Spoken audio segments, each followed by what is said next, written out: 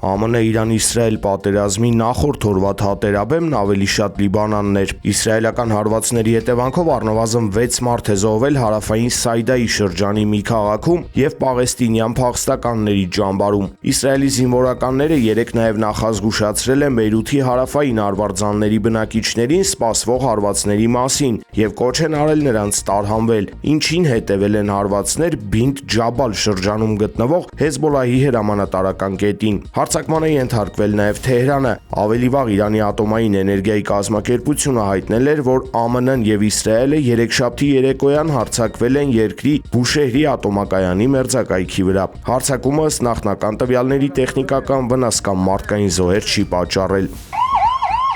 Իսլամական Հանրապետությունն էլ կրկին թիրախավորել է Իսրայելի կենտրոնական հատվածը։ Անօդաչու թռչող սարքը հարվածել է վառելիքի բաքին Քուվեյթի օդանավակայանում, ինչի արդյունքում հրդեհ է բռնկվել։ Իրանական անօդաչուն հարվածել է նաև իրաքյան Էրբիլում գտնվող հյուրանոցին։ Ըստ տեղեկությունների այնտեղ ԱՄՆ զինվորականներ են եղել։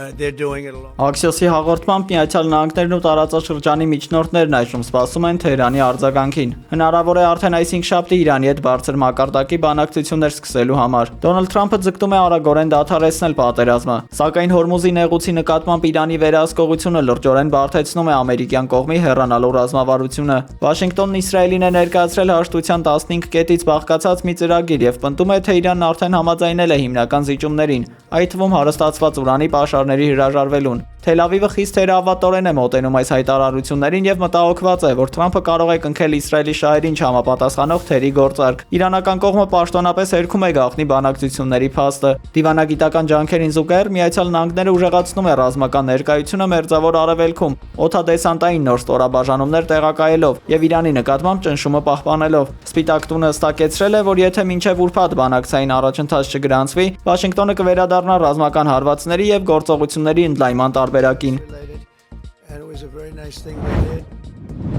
Նավթի գինը նվազել է ավելի քան 5%-ով այն բանից հետո, երբ ԱՄՆ նախագահ Դոնալդ Թրամփը Թեհրանին է ուղարկել բանակցության ծրագիրը։ Brent տեսակի հում նավթի գինը 1 բարելի դիմաց վերջին թարմացումներով կրկին $100-ից պակաս է և կազմում է $98.3 Ու թեև կողմերի միջև բանակցությունների հեռանկարներն արդեն իսկ դրական ազդեցություն են թողնում համաշխարհային տնտեսության վրա, հնչում են նաև հակասական հայտարարություններ։ Օրինակ, Իսրայելի բանակն ասում է, որ Իրանում և Լիբանանում ծրագիրը մնում է անփոփոխ, անկախ բանակցություններից։ Մենք գործում ենք և կշարունակենք գործել ըստ անփոփոխ ծրագրի, վնասը խորացնելու և գոյաբանական սպառնալիքները վերացնելու համար, ասել է Իսրայելի բանակի խոսնակ Էֆի Դեֆրինը։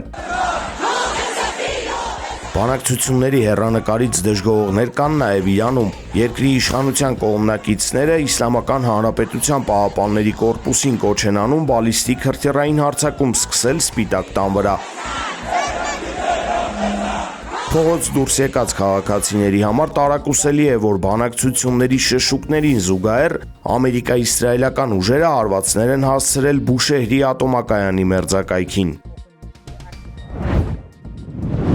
Իրանը ՄԱԿ-ի Անվտանգության խորհրդին և միջազգային ծովային կազմակերպությանը հայտնել է, որ ոչ թշնամական նավերը կարող են անցնել Հորմուզի նեղուցով, եթե նրանք համագործակցեն իրանական իշխանությունների հետ, հայտնում է Reuters-ը։ Իրանի դեմ ամերիկա-իսրայելական պատերազմը գրեթե կանգնեցրել է նեղուցով համաշխարհային նավթի և հեղուկացված բնական գազի մոտ 1/5-ի փոխադրումները, առաջացնելով նավթի մատակարարման խափանումներ։ Իրանի արտգործնախարարության գրության մեջ մասնավորապես ասվում է, ոչ թշնամական նավերը, ներառյալ այլ պետություններին պատկանող կամ նրանց հետ կապված նավերը, կարող են օգտվել Հորմուզի նեղուցով անվտանգ անցումից իրանական իրավասու մարմինների հետ համագործակցությամբ, պայմանով, որ նրանք չեն մասնակցում և չեն աջակցում Իրանի դեմ ագրեսիվ գործողություններին և լիովին համապատասխանում են հայտարարված անվտանգության և ապահովության կանոնակարգերին, ասված է տեքստում։ Ամերիկյան United Airlines ավիաընկերությունը հայտարարել է տոմսերի սակագների 20%-անոց համատարած բարձրացման մասին։ Այս որոշման հիմնական պատճառը Իրանի շուրջ ծավալված ռազմական գործողություններն ու ավիավառելիքի գնի անկառավարելի աճն է։ Մարտի 19-ին Brent տեսակի նավիգինը Հորմուզի նեղուցում տանկերների վրա հարձակումների ֆոնին արդեն մոտեցել է բարելի դիմաց $120-ի։ Անվտանգության նկատառումներով փոփոխված օդային երթուղիները եւս զգալիորեն մեծացրել են թռիչքների ինքնարժեքը։ Սկանդինավյան եւ ավստրալիական կազմակերպությունները նույնպես միացել են գների բարձրացմանը, ապրիլին նախատեսելով նաեւ հազարավոր չվերթների չեղարկումներ։ Ավիափոխադրողներն այս կտրուկ քայլերը պաշտոնապես հիմնավորում են բացառապես աշխարհաքաղաքական ճգնաժամով։ Այնուամենայնիվ նման գնային թռիչքները ըստ մասնագետների կասկածներ են հարուցում։ Արդյոք դրանք զուտ տնտեսական հաշվարկներ են, թե ստեղծված իրավիճակից լրացուցիչ շահեր ստանալու փորձ։